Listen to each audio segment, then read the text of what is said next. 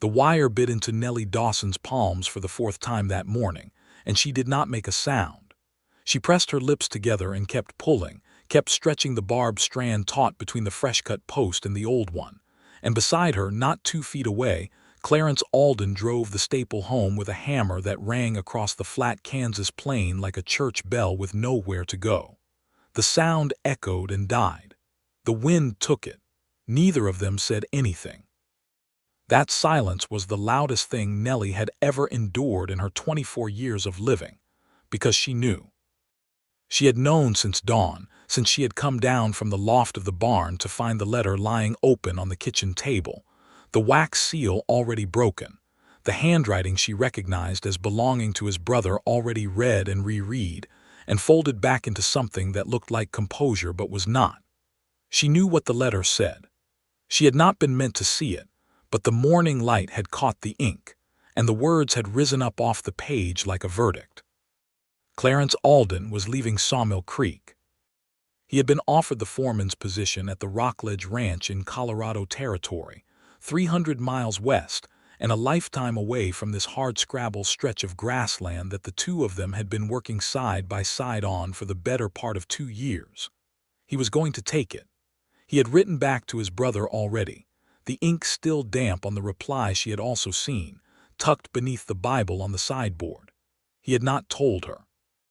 That was the betrayal that was eating her alive, quiet as a rot in a fence post. She had crossed the yard to the fence line that morning like a woman walking to her own execution, picking up the wire stretcher and the nail bucket because the south pasture fence had 3 sections down from last week's ice storm, and because she did not know what else to do with hands that wanted to shake. And he had followed her because that was what Clarence Alden did. He showed up. He had always shown up. That was the cruelest part of all of it. The hammer came down again. The staple held. Nellie moved to the next post and began unwinding a fresh length of wire from the spool, and she felt his eyes on her profile, just for a second, before he looked away again at the flat horizon with its thin line of bare cottonwoods and its enormous winter sky, pale as old bone. He reached down for another staple without being asked. She fed the wire through the stretcher without asking for help. They had worked beside each other long enough that their movements had a grammar of their own, a language built entirely without words, and right now that language felt like a secret that was about to be taken away from her. She had come to Sawmill Creek, Kansas, in the October of 1881, hired on as the housekeeper and cook for the Dawson land claim, which had been her father's claim until her father died of typhoid that summer and left her with 600 acres of grass, a mule, and a mortgage note at the Caldwell Bank that had 30 days to run. She had not been born with the name Dawson on this land. She had been born Nellie first in a sod house in Nebraska, and she had married Thomas Dawson at 19 in a ceremony that lasted 12 minutes in the office of a circuit preacher, and she had been widowed at 22 when Thomas's horse rolled on him crossing a swollen creek in the spring. She had come to this claim because it was the only thing left with her name on it. She had come because there was nowhere else to go. Clarence Alden had been hired by the previous bank manager to work the land in exchange for reduced mortgage payments. He had arrived 2 weeks after she did, riding a bay horse and trailing a pack mule, with a bedroll strapped behind the saddle and a toolbox that contained more tools than she had ever seen one man own.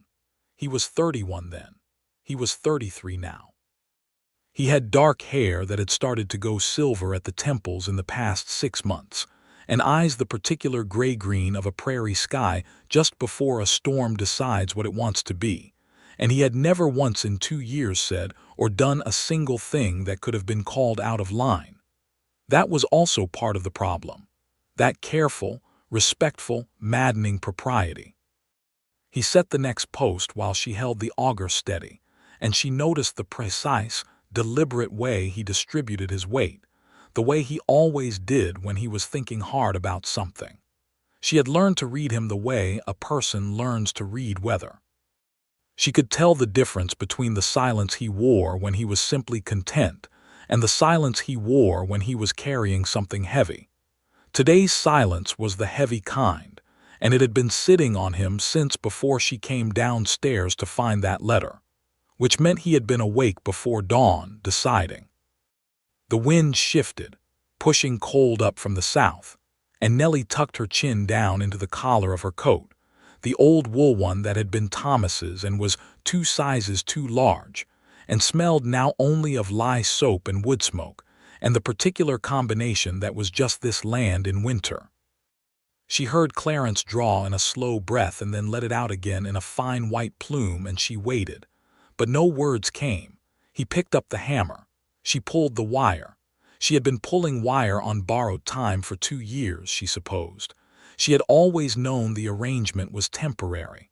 The bank note was extended but not forgiven. The mortgage was reduced but not erased. Clarence Alden had never signed on to stay permanently, and she had never asked him to, and the whole careful architecture of their daily life here had been built on the shared, unspoken agreement that neither of them would name what was growing between them, because naming it would force a choice, and neither of them seemed ready to force that choice. Except that someone had now forced it for them. A letter from Colorado Territory in his brother's handwriting had forced it, and Clarence had answered it. And he had not said a word to her. She drove a staple herself without waiting for him, because her hands needed to hit something. The hammer glanced off the metal and she bit the inside of her cheek, and she heard him step closer, and for one sharp electric moment she thought he was going to put his hand over hers on the hammer handle, the way he had once in the early days when she had been doing it wrong. He didn't. He just stepped close enough that she could feel the warmth of him in the cold air and then stepped back again. "Post is solid," he said. His voice was low and careful, the way it always was, worn smooth by restraint. "Good angle," she said. "Thank you," and it came out steady, which surprised her. They moved to the next section. She had to go back to the beginning. She had to go back to October of 1881 and the day he rode in, because that was where this particular trap had been set, even if neither of them had known it was a trap at the time. The day he arrived, she had been on the roof of the barn, patching a section of sod that had collapsed inward. She had not come down. She had watched him from up there, this tall man with the careful movements, watching him read the note she had left on the hitching post, watching him look around the yard with the practiced eye of a man who has assessed 100 such places. She had watched him notice the broken wheel on the wagon and go to it without being asked, simply crouching down and turning it over in his hands to understand the problem, and something in the way he did that, the quality of his attention to a thing that needed fixing, had settled something in her chest. She had climbed down. They had shaken hands like 2 people conducting business, because that was what they were doing. She had shown him the bunkhouse, which was a generous word for the small attached linta with a stove and a rope bed, and he had set his bedroll down and said the mattress would do fine, and she had respected him for not pretending it was something it wasn't. The first week had been entirely professional. She cooked, he worked the land and made repairs. They shared a table at meals because there was only one table and it would have been ridiculous otherwise, and they talked about practical things, about what the land needed, about the state of the tools, about the price of cattle at the Caldwell market. He had a dry, understated wit that she recognized after a few days but did not comment on, because commenting on it felt like crossing a line she was not ready to cross. The second week, the well pump broke. She came out at 4 in the morning to find him already at it, in lamplight, with a diagram he had drawn himself on the back of a feed sack spread on the ground beside him. She had crouched down across the drawing from him and studied it with him in silence, and after a while she had pointed to a section of the leather cup valve and said it needed replacing, and he had looked at her and then at the diagram and then back at her and said, "You're right," with a kind of simple directness that she had not expected from a man of his era. Most men in her experience either argued or dismissed. He had simply agreed. They had fixed the pump together by daylight. She made coffee. He drank it without complaint, and it was the best cup of coffee she had made in 2 years because there was someone to make it for who would actually taste it. That was when the trouble started. Not the trouble that a person could see, but the quiet, interior kind, the kind that lives in the awareness of someone's movements across a room, in the way a morning changes its quality when a particular person is in it. She had told herself a great many reasonable things after that.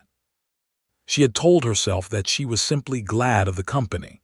She had told herself that she was practical and clear-eyed, and that what she felt was gratitude for competent help and nothing more. She had told herself these things consistently and without conviction for the better part of 2 years, right up until this morning, when she had seen that letter and understood with a cold, complete clarity exactly what she stood to lose. The fourth section of fence was the worst one, the posts heaved and tilted by frost, two of them needing to come out entirely and be re-sunk. Clarence set the tamping bar and she took the other side, and they worked it in alternating rhythm, packing the earth down around the post in the silence that was now so full it seemed to have weight and temperature. The frost-hardened ground gave back heat from the effort, and her shoulders burned and she kept going. At some point in the middle of the first winter, she had shown him Thomas's grave, which was in the southeast corner of the property under a cottonwood. She had not planned to show him. She had simply been walking the fence line after supper one evening and he had been with her, as he often was in those days, and she had turned the corner of the pasture and there it was. She had stopped walking. He had stopped with her. She had said quietly, "My husband is buried here," and he had taken off his hat and held it against his chest and stood there in silence for a moment, not looking at her, looking at the grave, with the kind of stillness that meant he understood she was telling him something more than a biographical fact. She had told him a little about Thomas then, about how Thomas had been a good man but not an easy one, about how the marriage had been one of necessity as much as affection, two young people alone in the territory making the most sensible arrangement available to them, about how she had grieved him genuinely, but had been surprised to find that the grief was simpler and shorter than she had expected, and that the simplicity of it had told her something about the nature of what they had been to each other that she was still in the process of understanding. Clarence had listened to all of this without interrupting, and then, after a pause, he had said, "My father used to say that a short grief isn't a shallow one, just an honest one." And she had looked at him in the fading light and seen something on his face that she had not known what to do with, something that she had subsequently become very skilled at not looking at directly. He had lost someone too. She had learned that by degrees, in the way you learn most things about a private man, by accumulation rather than revelation. He had been engaged to a woman in Missouri, a woman named Clara, and Clara had died of scarlet fever in the spring of 1878, the year before he started moving west. He had told Nellie this in pieces, a fragment in one conversation, another fragment months later, as if he was testing the weight of each piece before he handed it over. She had received each piece with the care it deserved, and she had never pushed for more, and she understood now that this was how trust was built between two people who had both been damaged, not in a single great disclosure but in the long, patient accumulation of small ones. 3 years of pieces, she thought, pulling wire. 3 years of trust, and now a letter from Colorado, and he still hadn't said a word about it. The post went in solid. She could feel it in her palms when she pressed them flat against the top of it. She was angry. She was becoming aware of the anger the way a person becomes aware of a fire that has been smoldering under the surface for some time, because the honest truth was that she was not only hurt that he was leaving. She was hurt that he had not told her. She was hurt because in the entire architecture of their careful, wordless, beautiful understanding, she had believed, she had truly, foolishly, irreversibly believed, that she knew what he was feeling. She had trusted her own reading of him, the way she trusted her reading of weather and soil and animal behavior, with the confidence of long observation. And if she had been wrong about what she saw in his face by Thomas's grave, and in the quiet evenings by the stove when she looked up from her sewing and found his eyes on her, and he did not look away, but instead simply let the moment settle between them like snow, if she had been wrong about all of that, then she did not know what kind of reader she was at all. The fifth section of fence needed only one new post and a restringing of the top wire. They were faster now, moving with a kind of desperate efficiency, as if both of them were racing towards something, although neither could have said what the finish line was. He handed her the wire cutters without her asking. She felt his fingers brush hers on the handle, and she took the cutters and used them and handed them back without looking at his face. She had been to Caldwell twice in the 2 years he had worked here. Both times she had come back to find the yard slightly changed, something improved while she was gone. Once it was the henhouse door, rehung so it stopped dragging. Once it was a new shelf in the root cellar, wide enough to hold the canning jars without stacking them 3 deep. He had never mentioned either of these things, and she had never thanked him for them, because to name them would be to name what they meant, and they had an agreement, unspoken and unwritten, to name nothing. She had started to hate that agreement approximately 8 months ago, when she had been sick for a week with a bad chest cold, and he had brought her broth every morning, not fancy, just the plain stock from the previous night's soup bones, and had set it on the table by her bed without looking at her, and told her he was sorry she was poorly and gone back to the yard. He had done this every morning for 7 days. On the 8th morning she had been well enough to come down to breakfast, and he had looked at her across the table with a quality of relief in his face that had nearly undone her entirely, and she had said, "I'm better, thank you," and he had said, "Good," and they had eaten their oatmeal and gone about their day, and she had wanted to throw her bowl through the window. The 6th section of fence was the last one. The wire here was not completely gone, just sagging badly in 2 spans, and she could see from the post that the staples had simply rusted through and let go. A problem of time, not violence. A problem of things simply wearing out. She cut 2 lengths of new wire. She fed the end of the first through the stretcher. She looked at the post, and she looked at the sky, and she looked at his hands holding the staple, and she thought, "I cannot do this. I cannot stand here doing this for 1 more hour and not say a word." And then she thought, but what would I say? She knew what she wanted to say. She had known it for months, perhaps for more than a year, but she had understood that saying it would be a kind of gamble with everything she had left in the world. If she told Clarence Alden that she wanted him to stay, not as a hired hand, not as a practical arrangement, but as a man she loved, and if he looked at her with kindness but with distance, the way a man looks at someone he is sorry for, she would have to find a way to live on this land with that knowledge between them. Or she would have to leave her own land, the last piece of her father and her life, because she could not bear it. She had been unable to make either peace with the risk or the alternative, and so she had waited, and the waiting had turned into its own kind of trap. She pulled the wire taut and felt it sing. The thing was, she had been in a trap before. She knew what traps felt like from the inside. She knew the particular helplessness of watching a situation that needed action while being unable to act, and she knew that every hour of inaction only made the trap more elaborate and the escape more costly.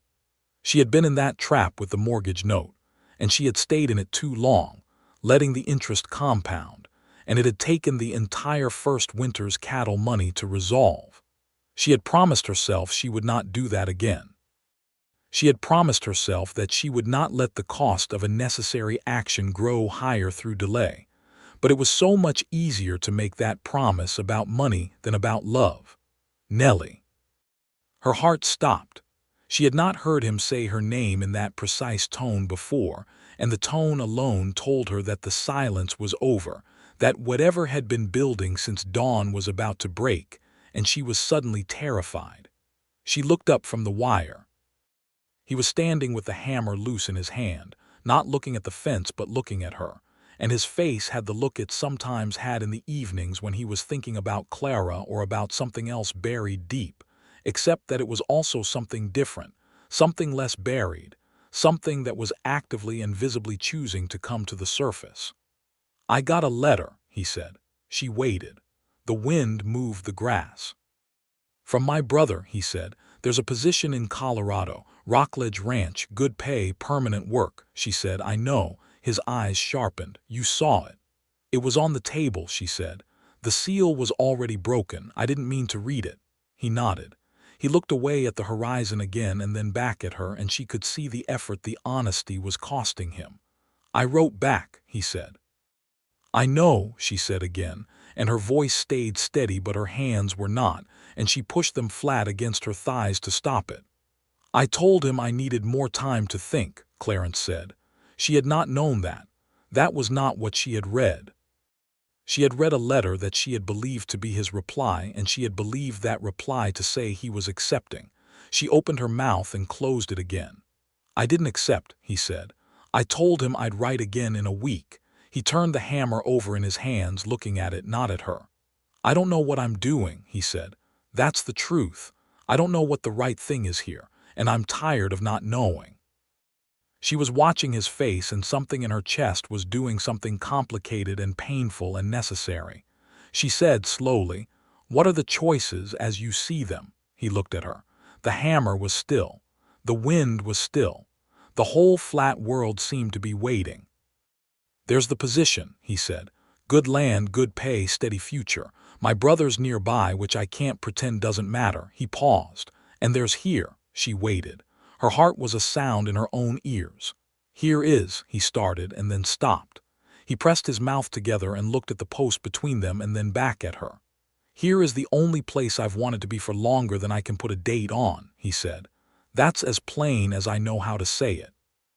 She had been holding the wire stretcher for so long that her fingers had gone partially numb, and she set it down carefully in the dead grass.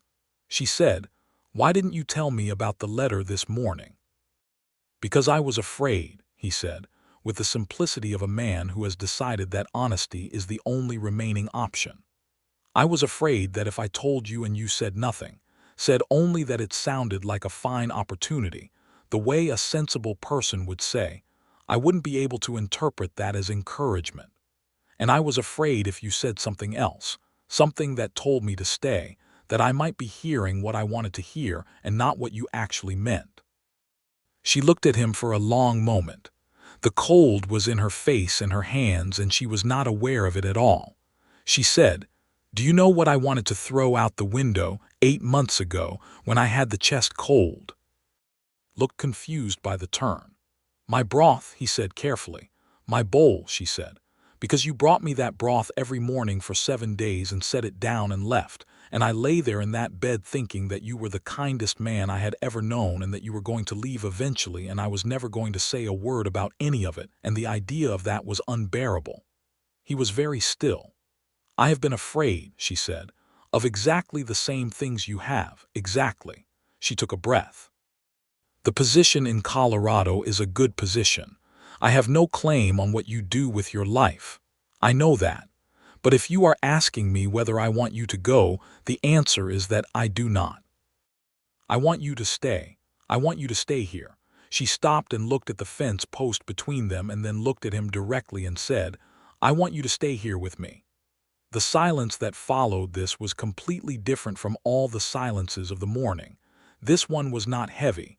It was the silence of something that had just been lifted. Clarence Alden set down his hammer. He set it down in the dead grass next to her wire stretcher, the two tools lying side by side, and he came around the post in 2 long strides, and he was standing in front of her close enough that she could see the fine lines at the corners of his eyes and the silver at his temples, and she could see exactly what was on his face now, and there was nothing ambiguous about it at all. He said, "I already knew I wasn't going." She said, "Clarence." He said, "I knew before I sat down to write to him. I knew when I woke up this morning and saw the letter on the table and thought about telling you. And the thought of your face when I told you was the thing that made it clear." He reached up and touched her face with his hand, the cold, work-roughened hand, and he pressed his palm gently against her cheek, and she turned into it without deciding to. "I just needed to hear that I wasn't constructing something out of nothing," he said. "I needed to hear that it was real." "It is real," she said. He bent his head and kissed her, slowly and carefully, the way he did everything, and the cold burned in her eyes and the grass pressed flat under the wind, and somewhere north of them, A hawk screamed into the empty sky. And she put her hands on either side of his face and kissed him back with everything she had been carrying in silence for 2 years.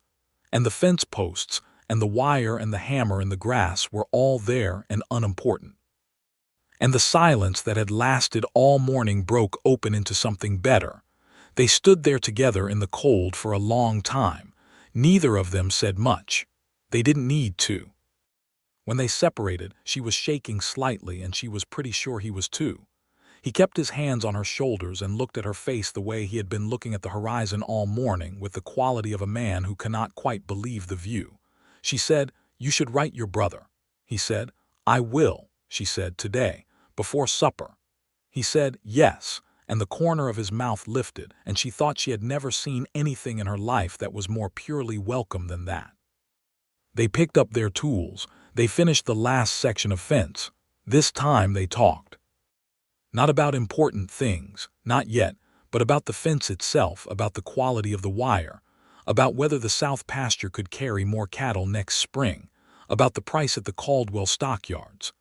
They talked the way people talk when they have just removed an enormous obstacle and the air is clear again, and every ordinary subject has been restored to full brightness by the removal.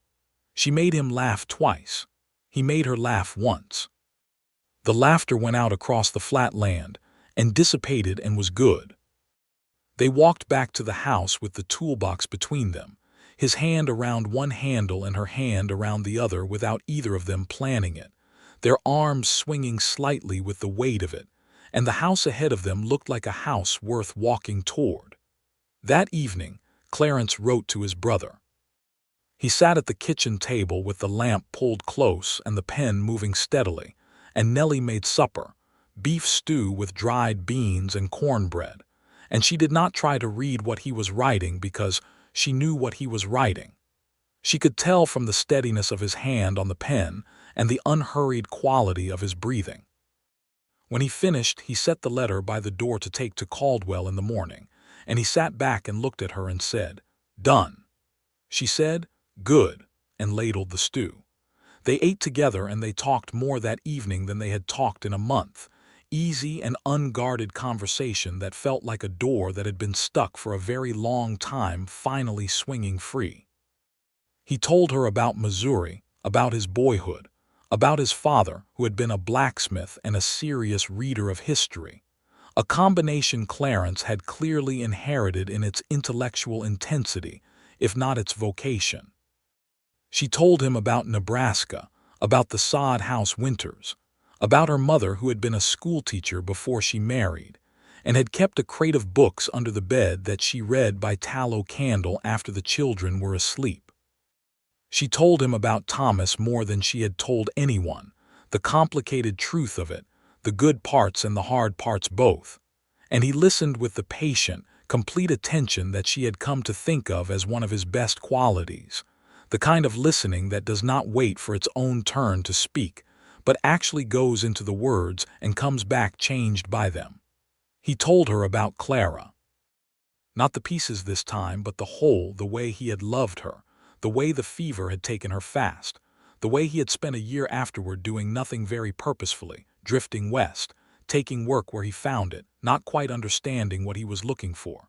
He said, "I don't know how to explain what this land has been," and he gestured loosely at the walls around them, meaning the land beyond the walls, this 600 acres of flat Kansas grass. "It started as a job and it became something else," he said. He looked at her. "You became something else." She said, "I know what you mean." "I should have said this a year ago," he said. "We both should have," she said. "We're stubborn people." "Stubborn," he agreed, "and somewhat afraid." "Past tense," she said firmly. He looked at her with the smile that she had catalogued and valued for 2 years and said, "Past tense." After supper she washed the dishes and he dried, which was not something they had done together before, had always been her task alone, but tonight he simply picked up the cloth and began drying without asking, and it felt like the most natural thing in the world. Their hands touched twice over the passing of bowls, and both times neither of them moved away.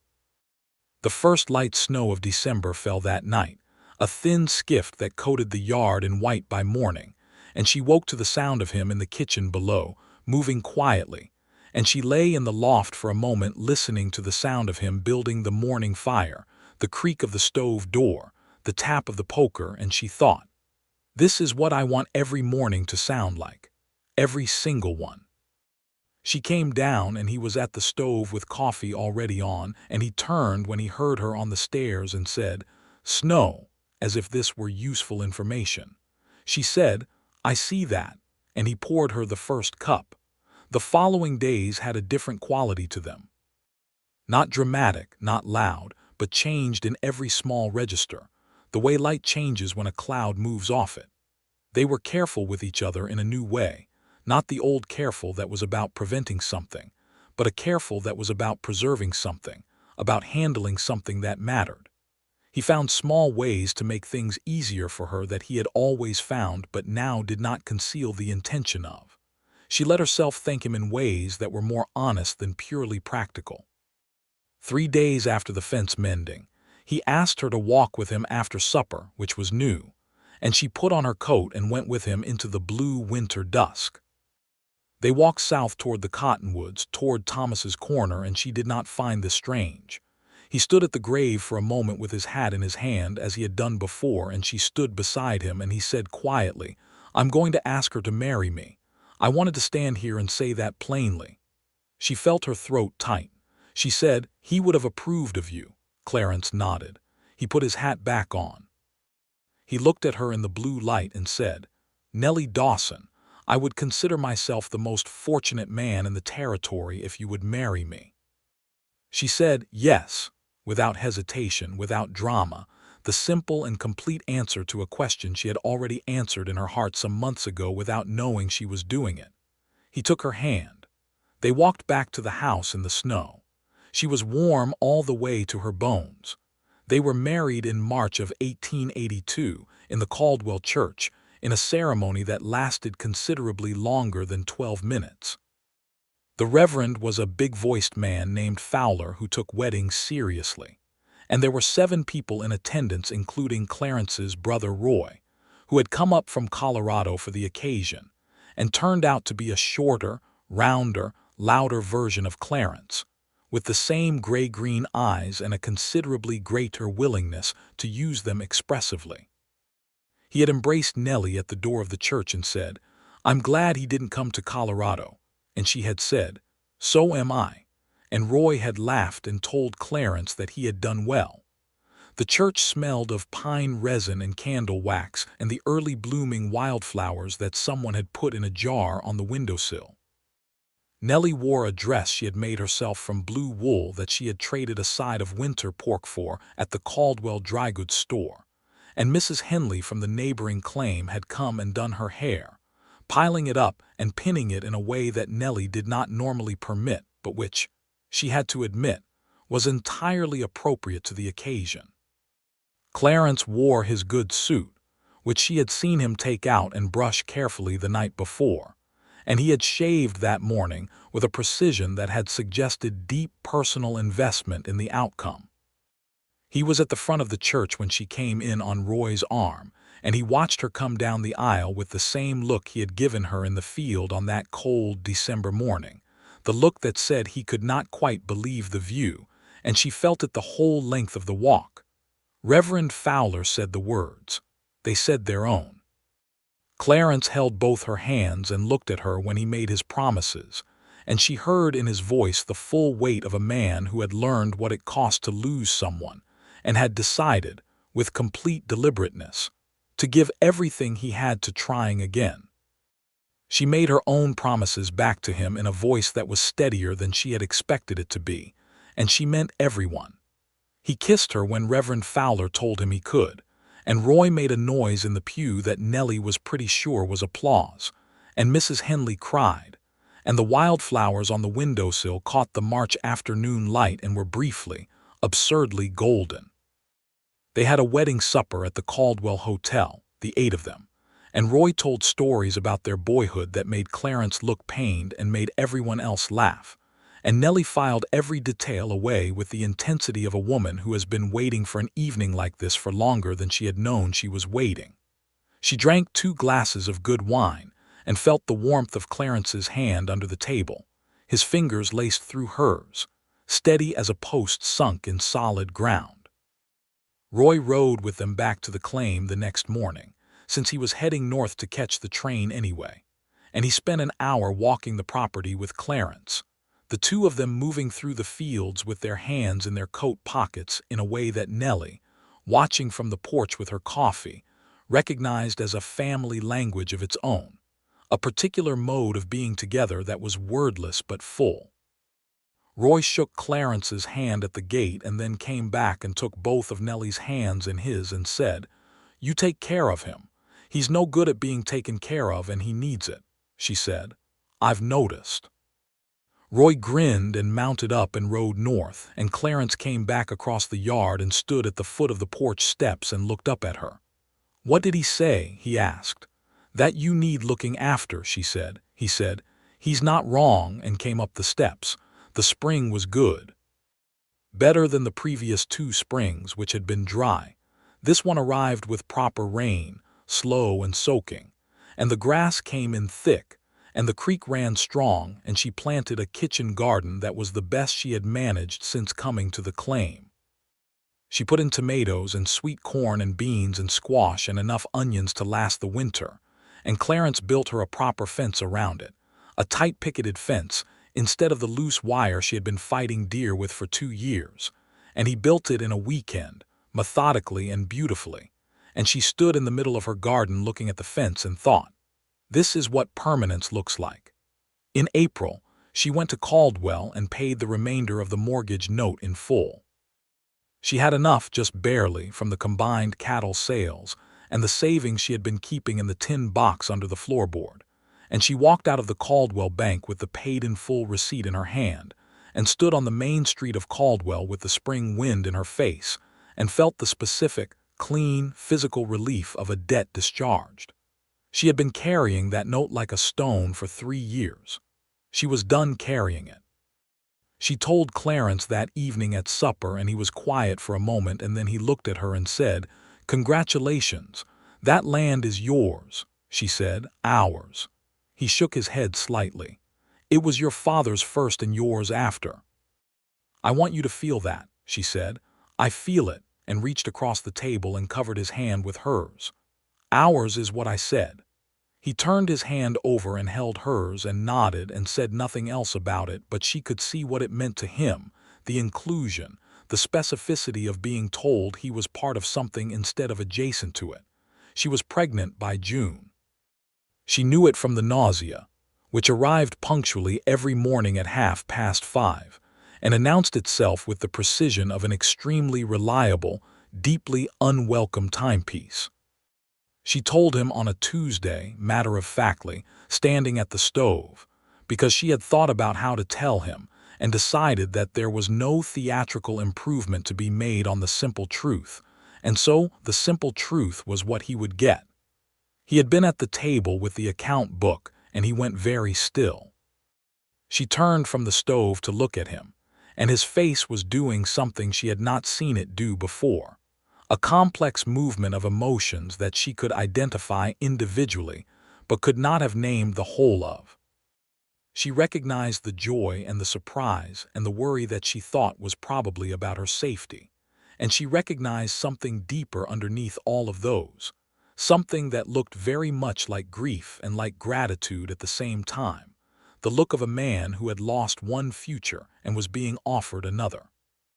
He got up from the table and came to her and held her for a long time without saying anything, and she held on and let him have it, whatever he needed to feel, and the stove ticked and the summer morning moved around the house, and she felt his arms tighten slightly and then loosen.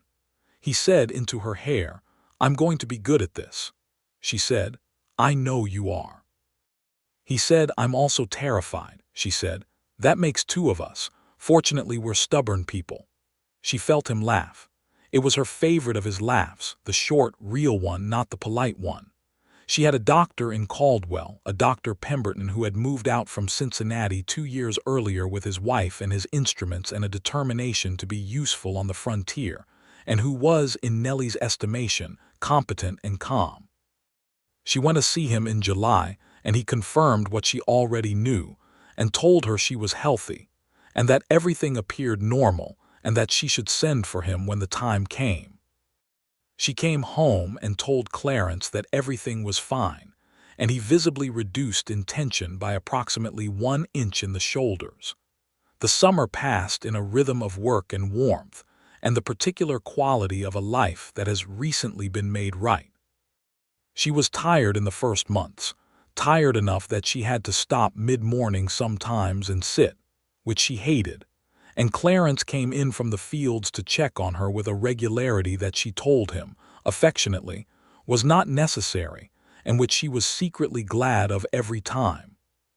He had taken on an additional 50 acres of the neighboring claim, an abandoned homestead whose owner had given up and gone back east, and he was breaking that ground with the team and the old walking plow, and she could see him from the kitchen window in the evenings, a figure diminished by distance and the immensity of the sky, working the rows until the light failed, and there was something about the sight of him working this land that she felt in the center of her chest every time she saw it.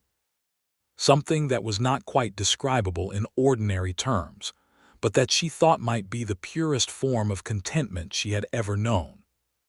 The baby came in February of 1883, in the middle of a good-tempered blizzard that had the grace to start after Dr. Pemberton had already arrived, and the discourtesy to pin them all in the house for 3 days afterward. Clarence stayed in the main room during the labor, and she was dimly, gratefully aware of him on the other side of the door, could hear him occasionally stand and sit and occasionally walk quietly back and forth, and the awareness of him there was a comfort she had not expected to want quite as much as she did. They had a boy. Dr. Pemberton put him in her arms and said, "Healthy boy, Mrs. Alden," and she looked at the face of her son, which was red and furious and extraordinary, and she held him against her chest and felt the full staggering weight of it. When Clarence came in and she held the baby out to him, his hands came up immediately ready, and he took the boy with the same careful precision with which he did everything, settled him in the crook of his arm and looked down at his son's face. He said softly, "Hello." She watched his face, and she saw everything she had hoped to see there and more, the love already fully formed, the sense of a man recognizing something he did not know he had been missing. She thought of Roy saying he needed to be taken care of. She thought of the fence posts and the wire and the long morning of silence that had broken open into something entirely better than silence. She said, "What should we call him?" Clarence looked at her. He said, "I'd like to call him Thomas if you're willing." She had not expected that. She felt it like a blow, but a clean one, the kind that opens rather than closes. She said, "Thomas Alden." He said, "Thomas Roy Alden, if Roy won't be insufferable about the middle name." She said, "He will absolutely be insufferable about it." Clarence said, "That's all right, he's earned it." She said, "Then Thomas Roy Alden it is." The blizzard kept them inside for 3 days, and she decided, on balance, that this was exactly right. The world was 3 days away from them, and their son was 3 days old, and Clarence sat in the chair beside the bed and read to her, from a history of the Peloponnesian War that she had no particular interest in and found entirely comforting. And the snow came down outside, and the stove kept everything warm.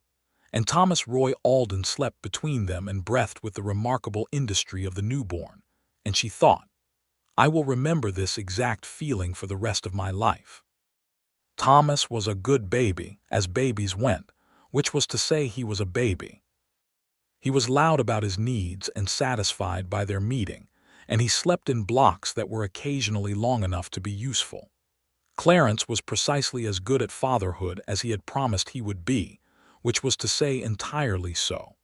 He had the same quality with the baby that he had with everything that needed attention, the full, unhurried focus of a man who did not consider any part of the job beneath him.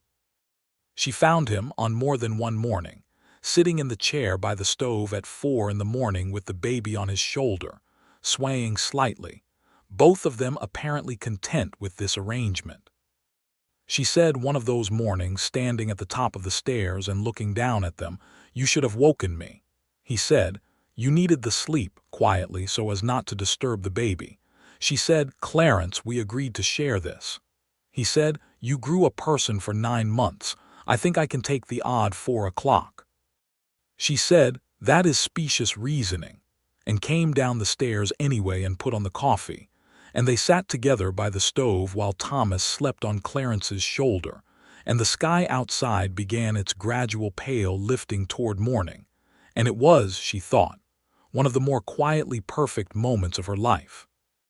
Roy came in the summer of 1883 to meet his nephew, arriving on a Thursday with a pack horse loaded with gifts of dubious practicality, including a saddle that was obviously far too large for any immediate purpose, but which Roy explained was for when Thomas grew into it, a timeline he appeared to have worked out in his head with great confidence. He held the baby with the careful, concentrated expression of a man who had not held many babies and was not going to let that be apparent, and Thomas looked up at Roy's face with the serene, assessing gaze of an infant who has not yet learned to be polite about his skepticism. Roy said, "He looks like you," to Clarence. Clarence said, "He looks like his mother." Nellie said, "He looks like himself," and both men agreed that this was probably truest. Roy stayed a week, which was the right length for a visit from a person who was deeply loved but also deeply talkative, and he helped Clarence repair the hashed roof, and argued with him about cattle breeds for 3 evenings running and played cards with Nellie on the 4th evening, and was appalled to discover that she could beat him at every game she had ever learned, which was all of them. He rode out on a Sunday morning with the same easy, loose-reined confidence with which he did everything, and called back over his shoulder that he expected to be told about the next baby before it arrived this time. Clarence said, "You'll be the second call." Roy said, "After the doctor, that's acceptable," and rode north, and they watched him go and then looked at each other and both said, almost exactly at the same time, "I like him enormously." The following years built themselves one upon the other with the steady, compounding quality of a good investment. The additional 50 acres proved rich ground, and by the fall of 1884 they had doubled the cattle herd and were turning a profit that paid the operating costs and left enough to bank. Clarence hired a seasonal hand named Martinez, a quiet, competent man from New Mexico, who had come north following work and stayed because the work was good, and the people were straight with him, which he said with a directness that Nellie appreciated, having herself found that the West's reputation for opportunity was not extended uniformly to everyone, and that the frontier's injustices were of a piece with the more settled countries even when they wore different clothes. She had said this to Clarence once and he had agreed without qualification, and she had respected him for it, for the lack of defensiveness, the simple willingness to see clearly. He was that kind of man throughout, the kind who adjusted his view when the evidence required it, which she had come to understand was rarer than it should have been. Their second child was a girl, born in April of 1885, and she was a determined and opinionated person from approximately the first hour, which both parents regarded as a strong beginning. They named her Mary Clara, the Clara for Clarence's lost fiancée, and he had been quiet when Nellie suggested it, and then had taken her face in both his hands and kissed her forehead and said nothing for a moment, and then said, "Thank you," in the voice he used for things that mattered most. Mary was dark-haired and loud and adored Thomas with the intensity of a younger sibling who has identified her chief rival and has decided adoration is the superior strategy. Thomas was gentle with her and occasionally exasperated and entirely devoted, and watching the two of them together was one of the consistent, daily pleasures of Nellie's life. In the summer of 1885, the Caldwell Bank's ownership changed hands when the original manager retired, and the new manager, a man named Greer, came out to the claim with a reassessment notice that claimed the property value had been recalculated, and there were back fees owed on the original note that had not been properly accounted for. Nellie had kept every receipt and record of every payment made from the first month she arrived on the claim to the final paid-in-full certificate of 1882, and she brought every single one to the meeting with Greer, and laid them on the table in chronological order and said, quietly but with a precision that she had spent the previous evening honing, that she would be happy to review each one and that she was confident the record would show no discrepancy. Greer reviewed them. There was no discrepancy. He took his reassessment notice and folded it and put it in his coat pocket and said that everything appeared to be in order. He left. Clarence, who had been present throughout and had said nothing because she had not needed him to say anything, poured her a glass of water when Greer's buggy was out of the gate and set it on the table in front of her. She drank it. She said, "I have no patience for that kind of thing." He said, "I know you don't, nor do I. You handled it perfectly." She said, "We handled it." He said, "You handled it and I supported the handling of it. There's a distinction." She looked at him and then looked at her water glass and then said, "You know, sometimes I think you are the most frustrating man I have ever met." He said, "Because I give you credit for your own competence." She said, "Because you always say exactly the right thing and it prevents me from staying irritated at you." He said, with great seriousness, "I'll work on being less right." She said, "You absolutely will not," and she was laughing and he was laughing, and the afternoon settled back into its proper shape around them. They had one more child, a second son, in the spring of 1887, and they named him James Henry, for Clarence's father and for nobody in particular, but because it was a good, solid name that the boy seemed to suit from the beginning, being a solid, deliberate sort of child who took his time about things but was thorough when he arrived. He had Nellie's eyes and Clarence's hands, and a temperament entirely his own, which was a characteristic she had come to understand was true of all three of her children. They were hers and Clarence's, and they were also definitively themselves, and she thought this was the best possible outcome. The three children together were a phenomenon that could not have been predicted from any of the component parts, which was also something she had come to believe was true of all the best things. She had not predicted Sawmill Creek from Nebraska. She had not predicted Clarence from the letter she had sent to the Caldwell Bank requesting a hired hand. She had not predicted any of it, and the unpredicted quality of it was not a source of anxiety to her now, but of a particular, earned peace, the peace of a person who has learned that the best things cannot be planned for, and so you must simply be open to receiving them when they arrive. Thomas was 5, Mary was 2, and James was 3 months in the summer of 1887, and there was an evening in late July when all three of them were finally asleep at the same time, a statistical improbability that Nellie greeted with the reverence it deserved, and she and Clarence went out onto the porch together in the hot dusk and sat in the 2 chairs side by side and watched the fireflies appear in the grass below the cottonwoods. The sky was still lit in the west, deep amber and rose fading fast. She said after a while, "Do you ever think about Colorado?" He said, "Sometimes." "Do you ever think about Nebraska?" She said, "Differently than I used to. It was a hard place and I was alone in it. I think about it as the place that made me someone who could do this." He nodded. He was quiet for a moment and then he said, "I think about Colorado as the thing that almost happened, the fork in the road." He turned to look at her in the dusk. "I think about it the way you think about a very close call. Grateful," she said. "We were ridiculous those first 2 years." He said, "Extremely." She said, "All that silence." He said, "All that wire." She laughed and he laughed with her, and the fireflies blinked in the grass, and behind them in the house their children slept, and the land stretched away in all directions, theirs and permanent and good.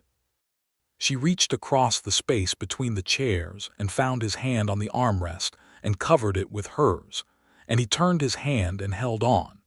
She thought about the morning in December when they had stood in the cold field and said the things that needed saying after a whole morning of saying nothing.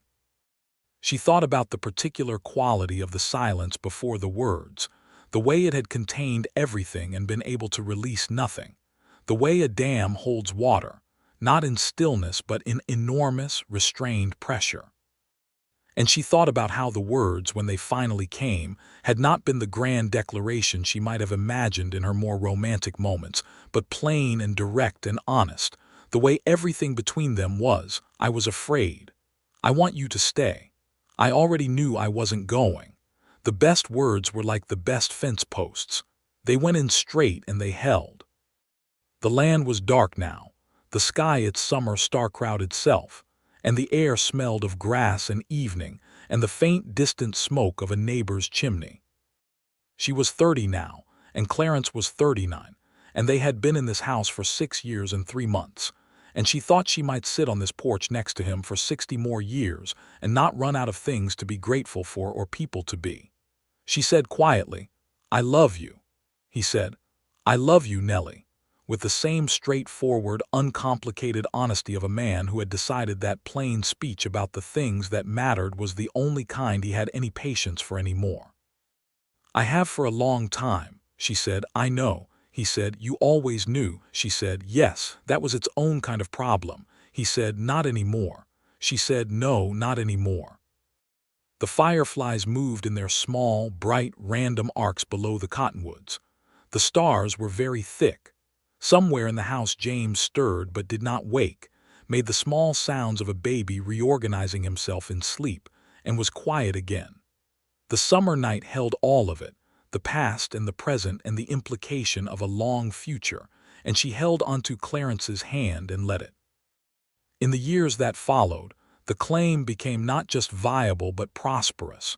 By the standards of the Kansas Territory in the late 1880s, which were not extravagant standards but were real ones. Clarence expanded the herd steadily, refusing to overextend in the way that had ruined some of their neighbors, moving carefully and reading the market with the same patient attention he gave to everything.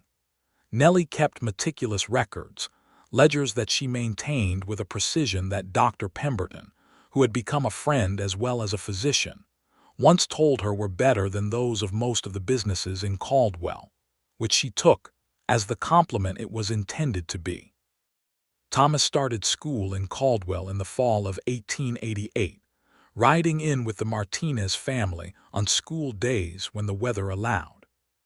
He was a serious student, as he was a serious boy, and he came home with books he wanted to read after school was over, which Nellie encouraged with everything she had, recognizing in him the same appetite her mother had had, the appetite that had sustained her mother through the worst of the sod house winters.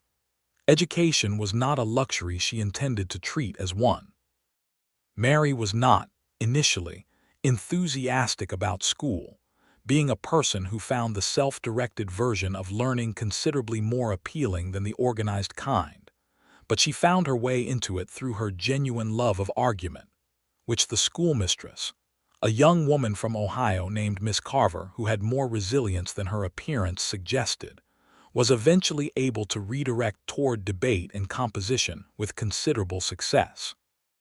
Mary wrote an essay at age 8 about the management of a cattle operation that the schoolmistress read aloud to the class and that Clarence, when it was shown to him, read twice and set down on the table and said, with great conviction, "She should be a lawyer." Nellie said, "In the current arrangement of things, the law is somewhat resistant to that." Clarence said, "The current arrangement of things is wrong," with the same calm directness with which he noted all injustices, and she thought, not for the first time, that she had married an unusual man and that she was very glad of it. James grew up into himself gradually and surely. He was, of all three of them, the most like his father in his fundamental quality of attention, the way he could stand at a fence line and look at it for a full minute before speaking, understanding the problem before proposing the solution. He followed Clarence through the fields and the barn from the time he could walk, and Clarence took him seriously in the way that a man who has always been taken seriously himself knows to take a child seriously, talking to him about what he was doing and why, explaining the reasoning, treating the questions as genuine inquiries rather than childish noise. She watched this one afternoon in the fall of 1890, standing at the kitchen window, watching Clarence crouch down beside 7-year-old Thomas and 3-year-old James at the fence corner, showing them something in the wire, and the quality of his patience and his care was so complete that she felt it across the distance of the yard and through the glass of the window. She thought about the man who had ridden in on a bay horse in October of 1881, with a toolbox and a bedroll, and no particular reason to be anything other than a temporary arrangement. She thought about how a person could contain, unknown to themselves, the potential for everything they were going to become, and how another person's presence could be the thing that brought it forward. She did not think she had changed Clarence. She thought she had been present while he became himself, and that he had done the same for her, and that this was perhaps the most anyone could do for another person, to be reliably, steadily present while they became who they were going to be. In 1891, Caldwell put in a proper schoolhouse with 2 rooms, and a second teacher was hired, and the library in the back of the dry goods store was expanded into its own small building with a collection of 112 books that Nellie read through systematically, and then supplemented with orders from a bookseller in Kansas City, because 112 was not enough, and she had 3 children to raise as readers.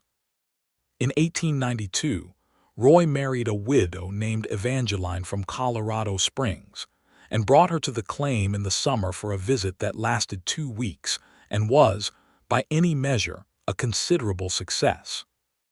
Evangeline was a small, formidably capable woman who had run her own property for 3 years after her first husband's death, and who said on the second day of the visit, looking out at the Kansas land in its summer heat, "You've made this beautiful." And Nellie had looked at her and then at the land and said, "We're still working on it." And Evangeline had smiled and said, "That's the right answer." Roy had found the right woman, Nellie thought. The right woman was one who appreciated the answer that acknowledged there was still work to do. Roy and Clarence walked the extended land together, as they always did when Roy visited, the 2 of them moving through the fields in their particular family language of silence and proximity, and Nellie and Evangeline sat on the porch with coffee and established the kind of friendship that can be built between 2 women who recognize in each other the same essential quality of having survived things and come out sharp on the other side. The visit ended with a small supper that included Dr.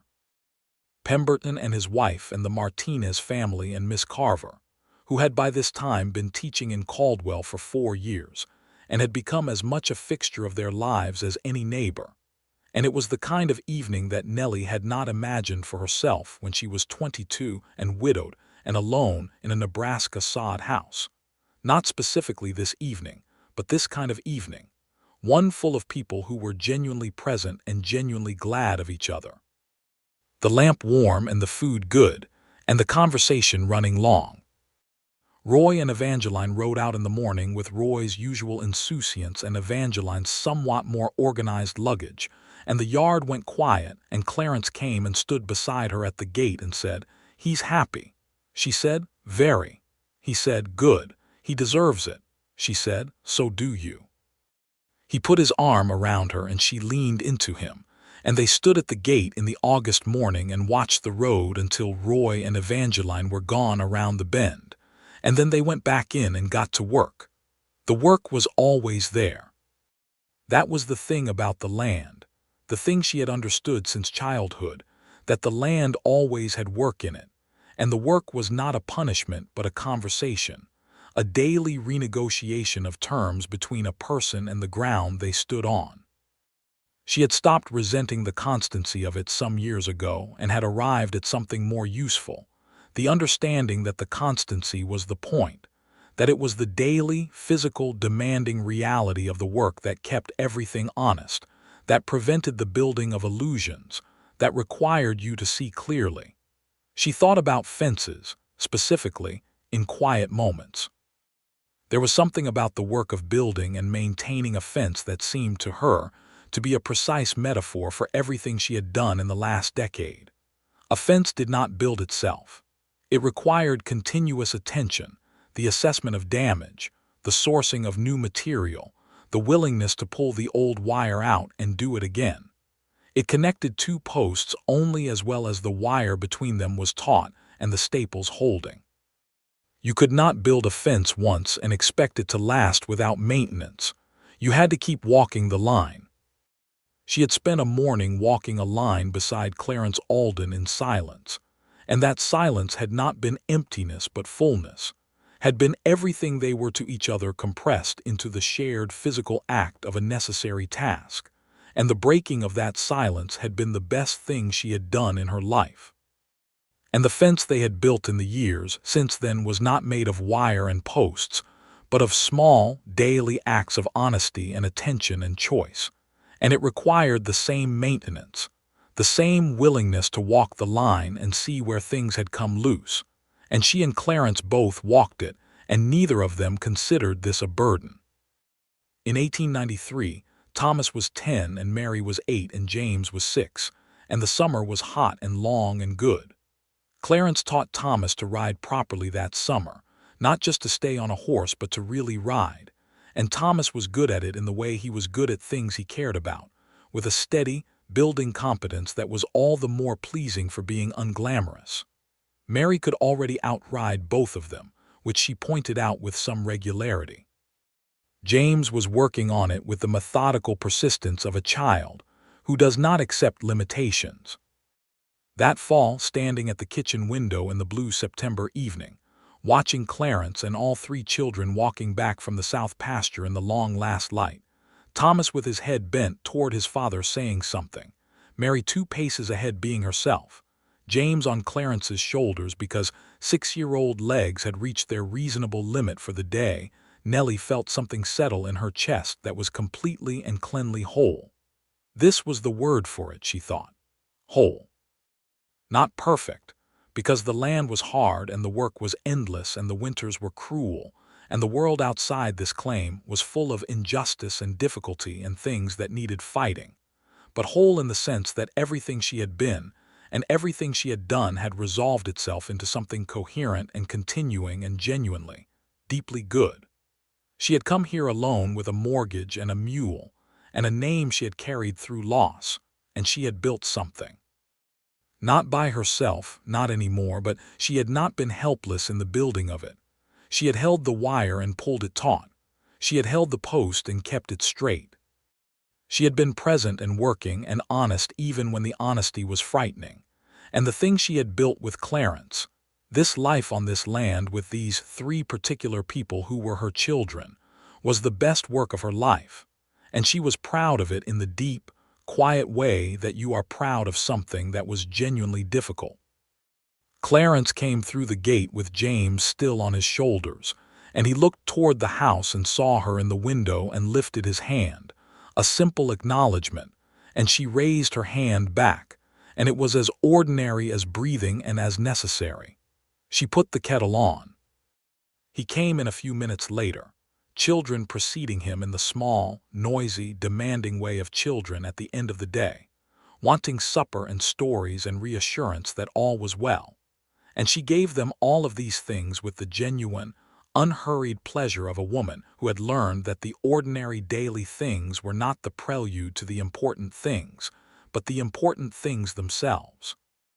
After supper, after the children were in bed, after the lamp was turned down and the stove was banked for the night, she sat beside Clarence on the porch in the warm fall darkness, and the stars were very bright, and the coyotes were singing their strange conversation somewhere north of the cottonwoods, and the land was quiet and theirs and complete. She thought about the letter on the kitchen table, the broken seal, the damp ink of the reply. She thought about the cold and the wire and the posts and the hammer that rang across the flat plain like a bell. She thought about all the words that had not been said, and then about the words that had been, plain and necessary and exactly right. She thought about the fence, specifically the last section, the one where the staples had rusted through from time and nothing more violent, where the problem was simply that things wear out without maintenance, and about how they had replaced that wire and reset those staples and walked away from a fence that would hold. She said into the dark, "Do you know what I was thinking this morning when we were working on the fence? Before either of us said anything, he said, "Tell me." She said, "I was thinking that I did not know how to live in a world where you were somewhere else. I was thinking that you had become so much a part of what this place is that removing you from it would be like pulling a post. Everything would come down." He was quiet for a moment. He said, "I was thinking something very similar." She said, "About the fence," he said, "about the life, about how much of it only works because you're in it." He paused. "I was thinking that I had been standing next to the most important thing in my life for 2 years and refusing to say so out of some combination of pride and terror, and that the wire I was holding was probably going to outlast my courage if I didn't do something." She said, "You did do something." He said, "You did something first." She said, "We both did." He said, "Yes." The coyotes were quieter now, moving north, their voices fading. The stars turned their slow wheel overhead. She leaned her head against his shoulder and he put his arm around her and they sat together in the warm September dark on their own porch on their own land. And neither of them said another word for a long time because neither of them needed to. They had said every important thing. They had built every fence that needed building. The wire was taut, the posts were solid, the staples were set, and the whole long perimeter of their life together was intact and maintained and would be walked again tomorrow and the day after that. Two people moving down a line, not because they had to, but because they chose to, every day choosing it again, which was the only kind of permanence that was real. The lamp in the window behind them threw a low, steady light across the porch boards. Inside, their children slept. The land went on in all directions, flat and enormous and entirely comprehensible to two people who had been learning its language for 12 years. The fall air smelled of cut grass and distant wood smoke, and the dry, particular sweetness of a Kansas September. Nellie Dawson Alden sat beside her husband in the dark and was completely, irreversibly, gratefully at home, and she thought that all the wire in the world, all the silent mornings and the careful distances and the words not said and then finally said, had brought her precisely here, and that here was everything she had ever needed, and she was glad. She closed her eyes and listened to the night, and beside her Clarence breathed slowly and steadily, and his arm was warm around her shoulders, and the stars went on in their ancient, undiscourageable burning overhead, and the fences held.